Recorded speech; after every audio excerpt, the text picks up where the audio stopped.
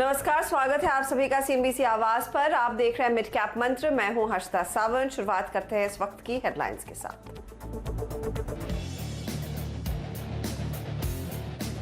रिलायंस के rights issue पाने वाले का 2 हफ्ते में पैसा हुआ डबल। 314 के मुकाबले 690 पर हुआ लिस्ट रिलायंस पीपी।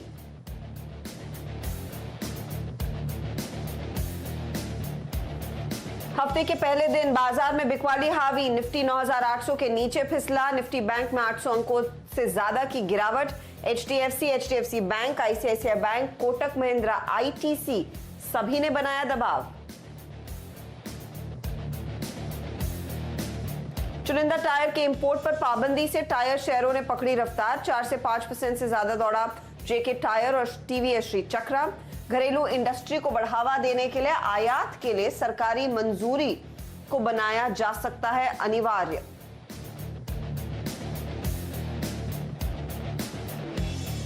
आज नतीजों से पहले टाटा मोटर्स में दिखी 4% से ज्यादा की गिरावट। करीब 1100 करोड़ के मुनाफे से 2250 करोड़ के घाटे में आ सकती है कंपनी।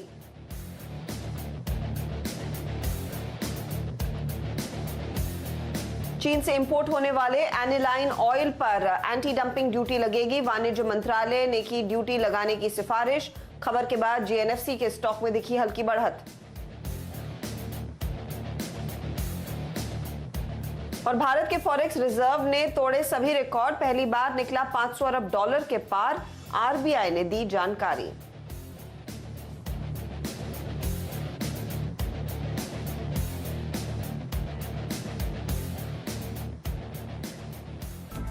और आज देखिए चौतरफा बिकवाली के घेरे में बाजार आए हैं। खासतौर से विदेशी बाजारों के संकेत बिगड़े हुए दिखाई दिए और उसी का असर आज खुलते ही मार्केट्स पर हावी पड़ा है।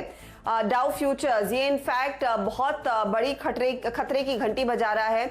लगभग 900 अंकों की गिरावट इसमें देखने को मिली है और इसी को देखकर आप देखिए भारतीय बाजारों में भी थोड़ी सी जो स्टेबिलिटी आई थी सुबह के दौरान वो पूरी तरह से गायब होती हुई दिखाई दे रही है और धीरे धीरे करके हम नीचे खिसक रहे हैं। निफ्टी बैंक में सबसे ज्यादा नुकसान है। एडवांस डिक्लाइन रेशियो आप देखेंगे तो पूरी तरह से नेगेटिव इंडिकेशन ही दिखा रहा है और आज बैंकों में निजी बैंकों की सबसे ज्यादा बुरे हाल है। आप देखिए बाकी विदेशी बाजार क्या इशारा कर रहे हैं। यूरोपीय बाजार जो खुले वहां पर भी 100-200 अंकों की गिरावट पर ही ट्रेड खुलता दिखाई दिया है, चाहे वो फुट्सी हो जो 132 पॉइंट नीचे आपको दिखाई देगा। फ्रांस के बाजार में हमने देखा है लगभग 100 अंकों से ज्यादा की गिरावट और जर्मनी का डैक्स भी लगभग 300 पॉइंट नीचे है। तो मूड ग्लोबली बिगड़ रहा है और इस मूड के बिगड़ने के पीछे एक वजह यह है कि देखिए धीरे धीरे करके सभी इकोनॉमीज अपने बाजारों को खोल रही हैं और उसे सेकेंड वेव का डर फैलता हुआ दिखाई दे रहा है। और अमेरिका में पिछले 4 ट्रेडिंग सेशंस में हर रिपोर्ट में ये लगातार कहा गया था कि एरिजोना हो, टेक्सास हो, दूसरे इलाकों हो, कैलिफोर्निया हो, वहां पर आंकड़े तेजी से बढ़ रहे हैं हॉस्पिटलाइजेशन के कोविड से जुड़े हुए, तो वो एक खतरा है। अब आप आइए भारत में क्या हुआ। ये ग्लोबल मार्केट्स बिगड़े हैं, इसका असर भारतीय बाजारों पर साफ बनता दिखाई दिया। लेकिन प्रेशर इतना कि हम 9800 को तो सुबह में टेस्ट कर रहे थे, इस समय 9750 संभल जाए किसी तरह से वही ठीक होगा और 9726 तक का लो हमने वैसे भी देख लिया है। निफ्टी बैंक पर आइएगा तो वहां पर भी प्रेशर है। 19740 तक का लो दिखाया और इस समय 800 पॉइंट से ज्यादा की गिरावट पर हम बैठे हैं। प्रेशर ज्यादातर आया है निजी बैंकों और एनबीएफसीज की ओर से, चाहे वो आपके आईसीआईसीआई, एक्सिस, एचडीएफसी जैसी कंपनियां हो उसमें दबाव है तो बजाज फिनसर्व जैसी कंपनियों की भी धुलाई हो रही है। अब आप आइए मेटल इंडेक्स पर और मेटल इंडेक्स में हमने देखा है 2% से ज्यादा का कट देखने को मिला है। जब भी ग्लोबल मार्केट्स में सेल ऑफ आता है मेटल्स टूटते हैं। तो हिंडाल्को, टाटा स्टील ये सारे स्टॉक्स हैं जो बिखर रहे हैं। ऑटो और कैपिटल गुड्स में भी आज हमने देखा है इसकी तेजी पर भी ब्रेक लगा है। इनफैक्ट स्टॉक्स रिवर्स गियर में जाते हुए नजर आए हैं। यहाँ पर भी हमने देखा है हैवी वॉल्यूम्स के साथ बिकवाली की पोजीशंस दर्ज हुई हैं। तो मूड मार्केट का बिगड़ा हुआ है। मिड कैप इंडेक्स भी आज अंडर परफॉर्म कर रहा है 150 अंकों की गिरावट के साथ। प्रकाश गाबा को सबसे पहले जोड़ लेते हैं। गाबा साहब, मुझे याद है पिछले 2 ट्रेडिंग सेशंस में आप लगातार कह रहे थे कि मार्केट में थोड़ा सा कंसोलिडेशन देखने को मिलेगा। आज हम 9800 के नीचे आए हैं ग्लोबल मार्केट्स के सेल ऑफ के चलते। क्या आप और वीकनेस देख रहे हैं आते हुए? चार्ट्स क्या इंडिकेट कर रहे हैं सब? Good afternoon to you. मुझे लगता है मार्केट अब भी वीक है क्योंकि कल का जो फ्राइडे का जो कारोबार था उसमें एक अच्छा अप मिला था और उसके बाद वो सस्टेन नहीं कर पाया और जो हमने पिछले दिनों जो देखा है 10,337 वो बहुत ही स्ट्रॉन्ग रेजिस्टेंस है। 15 दिन लगातार एक अप मूव मिला, तो यहाँ पर थोड़ी और करेक्शन बाकी है, शायद 9,500 भी देखने को मिल सकते हैं। 9,450 9,500 ये एक सपोर्ट जोन है, शायद वहां तक चला जाए, मुझे लगता है तो वीक। इस कमजोरी में क्या आपको कुछ तेजी की अपॉर्चुनिटीज बाय ऑन डिप्स के मौके दिख रहे हैं या फिर शॉर्ट के कॉल्स ही देंगे गाबा साहब? नहीं, मैं लॉन्ग के कॉल्स दूंगा थोड़े, क्योंकि डिफेंसिव बैट होना चाहिए। अपोलो हॉस्पिटल है, शायद मुझे अच्छा लगता है। पॉसिबल है कि इसका टारगेट आपसे कोई 1460 का हो, स्टॉप होगा 1400 का। और दूसरा है ऑयल इंडिया। ऑयल इंडिया में एक अपमूव मिल सकता है। पॉसिबल है कि ऑयल इंडिया का जो टारगेट है ऑन द अपसाइड करीब करीब 100 का हो सकता है, 1-2 दिन लगे उसे, स्टॉप होगा 92 का। ओके, तो अपोलो हॉस्पिटल में एक अपॉर्चुनिटी 1460 के टारगेट के लिए आप तेजी करके चले और ऑयल इंडिया में भी तेजी करनी है, 100 का टारगेट रहेगा और 92 का स्टॉप लॉस जो गाबा साहब ने ट्रेड्स आपके लिए आज निकाले हैं। चलिए फटाफट वरुण को जोड़ लेते हैं और वरुण आपको बताएंगे कि आज मिड कैप कंपनियों में क्या हलचल है। 150 पॉइंट नीचे इंडेक्स। वरुण, क्या आया रेडार पर आपके? डेफिनेटली देखिए मिड कैप स्टॉक्स की बात करेंगे, लेकिन उसके पहले एक दिग्गज की बात करते हैं। रिलायंस के पार्टली पेड अप शेयर जो है वो आज दरअसल लिस्ट हुए और गजब की लिस्टिंग यहाँ देखने मिली है। बेहतरीन तेजी जो है इन स्टॉक्स में देखी गई है। इसके अलावा अगर खबरों के चलते पहले शुरुआत करें तो उन स्टॉक्स में जहाँ पे खबरें देखने मिली है उनकी बात करें तो देखिए रिलायंस का पार्टली पेड अप शेयर आपके स्क्रीन पे आ रहा है, 4.5% के आसपास की तेजी के साथ। इसके अलावा खबरों वाले स्टॉक्स की बात करें तो आईडीएफसी लिमिटेड, यहाँ बीएनपी आर्बिट्राज फंड ने 1 करोड़ शेयर्स खरीदे हैं, उसके चलते स्टॉक में तेजी है। लेकिन आरती इंडस्ट्रीज में देखिए अच्छी खासी बिकवाली इस काउंटर में देखने मिल रही है, क्योंकि एक कस्टमर ने इसका 10 साल का जो एग्रीमेंट है वो टर्मिनेट किया, उसका इंपैक्ट देखा जा रहा है। वहीं टायर स्टॉक्स अगर आप देखें तो वहां अच्छी तेजी है, क्योंकि आवाज ने जो आपको एक्सक्लूसिव खबर दी थी उसके चलते टायर स्टॉक्स और जो जेम्स एंड ज्वेलरी सेक्टर के स्टॉक्स है वहां अच्छी खासी तेजी जो है आज देखने मिल रही है। नतीजों का इंपैक्ट कुछ स्टॉक्स में है, उसमें टाटा कम्युनिकेशन नतीजों के बाद स्टॉक में बेहतरीन तेजी है। लेकिन इसके अलावा देखिए विनती ऑर्गेनिक्स, बीएचईएल, पीएनबी हाउसिंग खराब नतीजों के बाद तीनों स्टॉक्स की जम के पिटाई हो रही है। इसके अलावा सबसे ज्यादा प्रेशर अगर कहीं देखने मिला है तो बैंकिंग और एनबीएफसी काउंटर्स में देखने मिला है। बंधन bank, RBL bank, Canara bank, Sundaram finance, ये तमाम वो काउंटर्स है जिनने सबसे ज्यादा प्रेशर बनाने का काम किया। 3 से 6% के आसपास की गिरावट जो है इन काउंटर्स में देखने मिल रही है। इसके अलावा जो काउंटर्स दबाव में है उसमें देखिए पेज इंडस्ट्रीज है, रियल एस्टेट में डीएलएफ जो काउंटर है उसमें अच्छा खासा दबाव देखने मिल रहा है। मदरसन, सुमी, जेएसपीएल, ये वो तमाम काउंटर्स है जहां प्रेशर है। लेकिन कुछ काउंटर्स जहां तेजी है उसमें फार्मा काउंटर्स है, एस्ट्राजेनेका, लुपिन और एलेम्बिक फार्मा जैसे काउंटर्स है जहां तेजी है। और इनके अलावा मीडिया स्टॉक्स फिर से चमके हैं। टीवी18 ब्रॉडकास्ट देखिए 9% के आसपास की तेजी। रैलिस और सुमितोमो केमिकल्स जैसे केमिकल और एग्रोकेमिकल स्टॉक जो है वहां तेजी है। और एमसीएक्स भी तेजी दिखा रहा है, यहां भी करीब 4-4.25% के आसपास के गेंस जो है वो आज देखने मिल रहे हैं। तो चुनिंदा काउंटर्स में खरीदारी है, लेकिन ब्रॉडली मार्केट में जो मूड है वो बिकवाली का ही बना हुआ है। और इस घंटे नई बिकवाली की गिरफ्त में दरअसल एस्कॉर्ट्स दिखने लगा है। और एस्कॉर्ट्स का जिक्र इसीलिए कर रही हूं मैं क्योंकि हमने देखा है इस महीने इसने आउट परफॉर्म करके दिखाया है। इस साल की आप तुलना करेंगे तो 50% ऊपर आपको जरूर दिखेगा, लेकिन मई जून में इसमें काफी अच्छी तेजी देखने को मिली है। गाबा साहब आज 3% नीचे है एस्कॉर्ट्स करंट लेवल्स पर। क्या फिर से आप ये अपॉर्चुनिटी दे रहा है या फिर आपको लग रहा है ये फिर 900 के रेडार में आएगा, उस दरमियान ज्यादा बेहतर ट्रेड है? मुझे लगता है 900 के आसपास बहुत बेहतर ट्रेड है। वहीं से एक सपोर्ट मिला था, उसके आसपास वहीं से बहुत मिला था। मुझे लगता था कि शायद एक अपमूव मिलना चाहिए। मैंने शॉर्टलिस्ट किया था इसको कल ही मैंने कि शायद एक अपमूव मिले, लेकिन नहीं मिला। लेकिन बाई मोड पर है जो अराउंड 900 के आसपास। बाइंग मोड पर है, 900 के आसपास खरीदा जा सकता है ये काउंटर। तो ऐसे स्टॉक्स भी आपने चुनकर रखने हैं जहां पर आपको मौका मिलेगा तेजी करने का। आपने अपोलो हॉस्पिटल्स पर एक बाय कॉल दिया। काबा साहब एक अपोलो टायर पर भी नजर रखिए। आज वो खबर हम दे रहे थे कि देखिए डीजीएफटी अप्रूवल लगेगा कुछ स्पेसिफिक सेट ऑफ टायर्स अगर आपने बाहर से मंगवाने हैं तो। उसके बाद बालकृष्ण जैसे स्टॉक्स में सुबह में तेजी थी लेकिन वो फिजल आउट हुए, लेकिन अपोलो में अच्छी खासी बढ़त अभी भी कायम है। क्या ट्रेड होल्ड करें? जी नहीं, मेरे ख्याल से प्रॉफिट मिलता है तो निकाल देना चाहिए, क्योंकि अपोलो हॉस्पिटल में अपमूव खुला था, गैप अप खुला था। हाँ सही है कि बालकृष्ण इंडस्ट्रीज में भी एक अपमूव नजर आता, लेकिन अपर रीजन में सस्टेन नहीं कर पाया है और अपर रीजन में एक सेलिंग प्रेशर आया है अपोलो में। तो मेरे ख्याल से यहाँ पर प्रॉफिट मिलता तो निकल जाना चाहिए। ओके, तो अपोलो टायर में कुछ मुनाफा वसूली करने की सलाह यहाँ पर गाबा साहब दे रहे हैं। चलिए अब बात करते हैं उन कंपनियों की जिनके नतीजे आने वाले हैं, और एक स्टॉक जो काफी हाल फिलहाल में भागा है वो है इप्का लैब्स। इसके नतीजे आएंगे और एनएमडीसी भी। और इप्का में हमने देखा काफी इंटरेस्ट आया है और ये कोविड की क्राइसिस के चलते। सुमित हमारे साथ जुड़ गए हैं। सुमित बताइए, इप्का से क्या उम्मीद करनी चाहिए? शुक्रिया हर्षिता। देखिए, इप्का एक केस में जो अनुमान लगाया जा रहा है वाई बेसिस पे वो एक अच्छे सेट ऑफ नंबर्स आ सकते हैं। सीक्वेंशियली हालांकि नंबर्स थोड़े से फ्लैट रहेंगे या फ्लैट टू नेगेटिव आते हुए दिखाई पड़ेंगे। वाई बेसिस पे एक एडजस्टमेंट था लास्ट ईयर इसी क्वार्टर में, जिसकी वजह से बेस भी काफ़ी लो हो गया है, लेकिन अदरवाइज भी नंबर ऑपरेशनली थोड़े बेटर साइड पर आने का अनुमान है। 26% के आसपास आय बढ़ सकती है। 1102 करोड़ रुपए इस तिमाही में आय आने का अनुमान है। ऑपरेटिंग मुनाफा 38 से 39% बढ़ने का अनुमान है और मुनाफे फ्रंट पे 60% का एक बड़ा जंप आता हुआ दिखाई पड़ेगा। लो बेस और अदरवाइज भी नंबर ठीक ठाक होंगे। डोमेस्टिक और इंटरनेशनल दोनों रेवेन्यूज इनके ठीक ठाक आने का अनुमान है।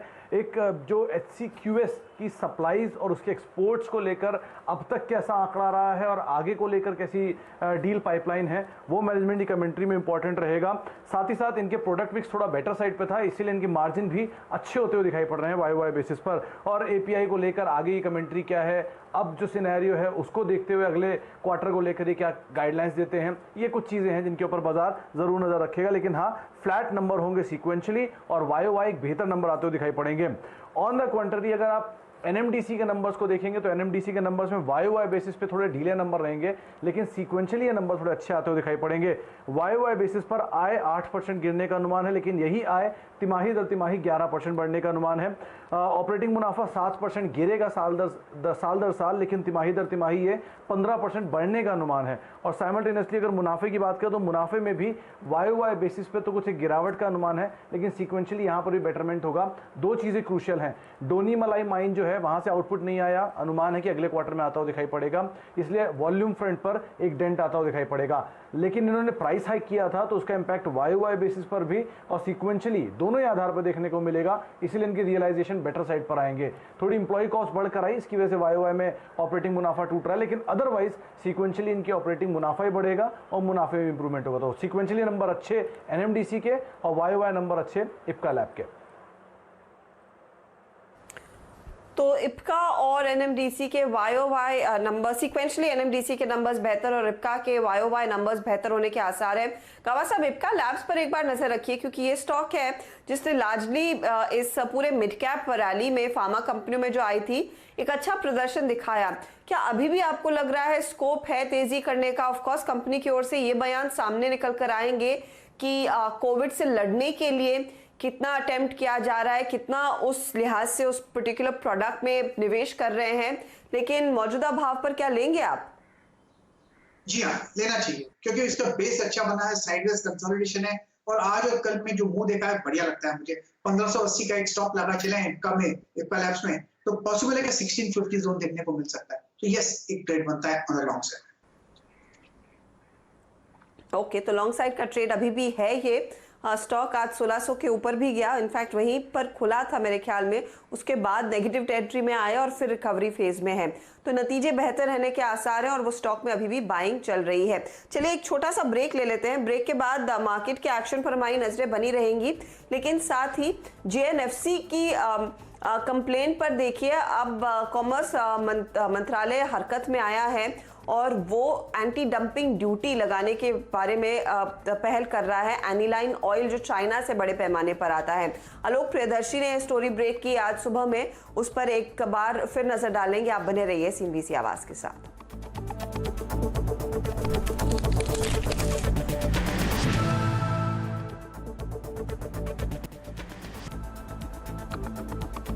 आप देख रहे हैं मिड कैप मंत्र, और एक खबर जो हमने आपको सुबह में दी थी कि देखिए एनिलाइन ऑयल का जो इंपोर्ट है वो बड़े पैमाने पर भारत में होता है और उस पर एक एंटी डंपिंग ड्यूटी सरकार लगाना चाहती है। आलोक प्रियदर्शी खबर लेकर आए थे।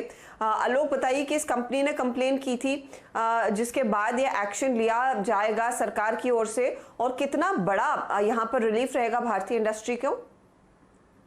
बिल्कुल, देखिए JNFC है, Gujarat Narmada Valley Fertilizer and Chemical Limited. इसने मेनली शिकायत की थी सरकार से कि जो एनिलीन ऑयल का बड़े पैमाने पर चाइना और दूसरे कंट्री से इंपोर्ट हो रहा है, उससे डोमेस्टिक इंडस्ट्री को काफी नुकसान हो रहा है। और इसी कंपनी की शिकायत पर, जीएनएफसी की शिकायत पर director general of trade remedy ने जनवरी में जांच शुरू की थी। करीब 6 महीने की बड़ी ही डिटेल जांच की है और जांच के बाद 51 पेज की रिपोर्ट अपनी सौंपी है वाणिज्य मंत्रालय को। और उस रिपोर्ट के आधार पर वाणिज्य मंत्रालय ने अब वित्त मंत्रालय से यह सिफारिश की है कि इन कंपनियों पर, जो कि ज्यादातर चाइना से इंपोर्ट होते हैं और साल भर में करीब देखें तो 90 से 95 हजार मीट्रिक टन का ये एनिलीन ऑयल का इंपोर्ट होता है, उसमें से 98% चाइना से होता है। और उसमें भी एक कंपनी है वानहुआ लिमिटेड, उससे बहुत ज्यादा इंपोर्ट होता है। तो उस कंपनी पर और बाकी जो चाइनीज कंपनी है उन पर एंटी डंपिंग ड्यूटी लगाने की बात की है। वानहुआ पर करीब $56 प्रति मीट्रिक टन के हिसाब से, और जो बाकी दूसरी कंपनियां हैं उन पर $151 प्रति मीट्रिक टन के हिसाब से एंटी डंपिंग ड्यूटी लगाने की ये सिफारिश कॉमर्स मंत्रालय ने की है। अब ये पूरा प्रपोजल जो है वित्त मंत्रालय के पास है। वित्त मंत्रालय इस पर जल्द ही फैसला करेगा और उम्मीद है कि एक दो दिनों में इस पर फैसला भी आ जाएगा, क्योंकि चाइनीज कंपनियों को लेकर सरकार बहुत ज्यादा सतर्क है और किसी भी कीमत पर जो डोमेस्टिक इंडस्ट्री है उसका नुकसान नहीं देख पा रही है। तो इस वक्त जो कंपनियां थी उनको करीब 30 से 40% तक अपने प्रोडक्शन में कटौती करना पड़ गया था इस वजह से, ताकि क्योंकि चाइना से बड़े भारी पैमाने पर इसका इंपोर्ट हो रहा था। जी हाँ, चाइना से बड़े पैमाने पर इंपोर्ट होता है और इस समय सरकार हर कोई कोशिश कर रही है कि डोमेस्टिक इंडस्ट्री को तवज्जो दे, उसको पहले प्रोटेक्ट किया जाए। और जीएनएफसी ने इनफैक्ट पहल की थी, इसीलिए हम स्टॉक को भी लगातार इसका जिक्र कर रहे हैं सुबह से। दरअसल जीएनएफसी के पास करीब 35,000 टन प्रति साल की क्षमता है एनिलीन ऑयल को मैन्युफैक्चर करने की। कंपनी के मैनेजमेंट ने ऐसी टिप्पणी भी दी थी और ये मीडिया रिपोर्ट सामने पहले निकल कर आई। अगर आप गूगल करेंगे आपको ये जानकारी आसानी से मिल जाएगी कि इसी पर्टिकुलर प्रोडक्ट की ये कैपेसिटी जो है दरअसल बढ़ाने वाले हैं। तो वहां पर एक बहुत बड़ा स्कोप है। और अगर इस कंपनी ने पहले ही जाकर सरकार को कहा था कि देखिए ये चीन से जो माल आ रहा है हमारे बिजनेस पर भारी असर डाल रहा है, तो इस कंपनी में ही सबसे ज्यादा पहले वो रिलीफ आती दिखाई देगी। इसीलिए स्टॉक की हम चर्चा कर रहे हैं। 155 तक के लेवल्स आ चुके हैं। गाबा साहब, इसका चार्ट देखिए, ये पिछले 2 हफ्तों में भी जीएनएफसी में अच्छी खासी तेजी देखने को मिली थी। क्या 155 पर खरीदा जा सकता है स्टॉक? जी हाँ, खरीद सकते हैं, क्योंकि 150 जो है बहुत ही स्ट्रॉन्ग सपोर्ट जोन है, इसलिए उसके नीचे स्टॉप लगा दे जीएनएफसी का 150 के नीचे। तो मुझे लगता है आते दिन में 165-70 का ये जोन है वो देखने को मिल सकता है, क्योंकि इसका चार्ट स्ट्रक्चर पॉजिटिव है, साइडवेज कंसोलिडेशन है, ले लेना चाहिए।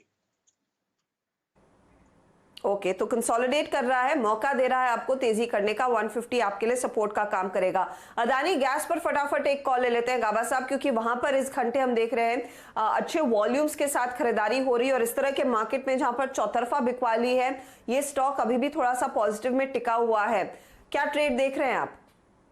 ले सकते हैं इसको, अडानी गैस को 134 का एक स्टॉप लगाकर चले तो मुझे लगता है एक अप मिलना चाहिए अडानी गैस में। शायद 145 का आते दिनों में देखने को मिल सकते हैं टारगेट। ओके, तो यहां पर भी एक अपमूव की पूरी गुंजाइश। देखिए 3.5% ऊपर ये काउंटर ट्रेड में। एक और स्टॉक एपेक्स फ्रोजन पर गाबा साहब अगर आपकी नजर गई हो, क्योंकि मैं वॉल्यूम्स देख रही हूँ एपेक्स के, अवंती के बहुत ही बढ़िया देखने को मिल रहे हैं। अच्छे वॉल्यूम्स पर दरअसल स्टॉक भागा है। एपेक्स तो वैसे भी 10% ऊपर है। इस ट्रेड को होल्ड करेंगे या फिर प्रॉफिट बुक करेंगे?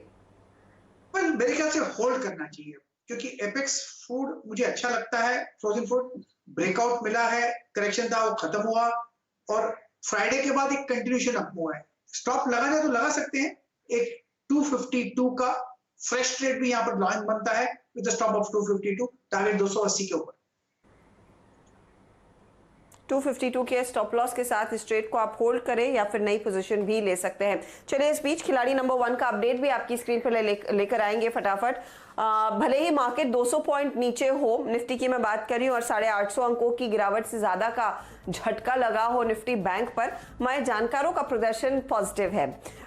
इस हफ्ते मैदान में है कुणाल रामबिया, रुचित जैन और साथ ही साथ इस समय मानव चोपड़ा। और देखिए 4.4% के रिटर्न्स रुचित ने अपने नाम कर लिए हैं और रुचित के पोर्टफोलियो में सभी बाय कॉल थे। एलेंबिक, एनएफएल और अपोलो हॉस्पिटल तीनों पर बाय कॉल दिया था।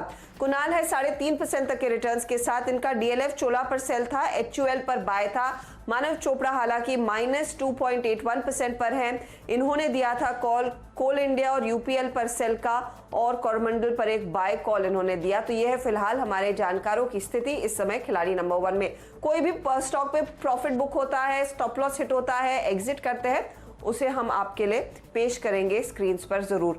चलिए इसी के साथ गाबा साहब आपसे भी लेंगे इजाजत। 97.75 पर पूरी तरह से टिकने की कोशिश निफ्टी की ओर से चल रही है। हालांकि आज का मूड ग्लोबल मार्केट्स के चलते पूरी तरह से बिगड़ा है। लेंगे एक ब्रेक के बाद फोकस दिग्गज मेटल कंपनी हिंडाल्को पर रहेगा। कंपनी के मैनेजमेंट से एक्सक्लूसिव बातचीत आप देखिए सीएनबीसी आवाज पर नो योर कंपनी में।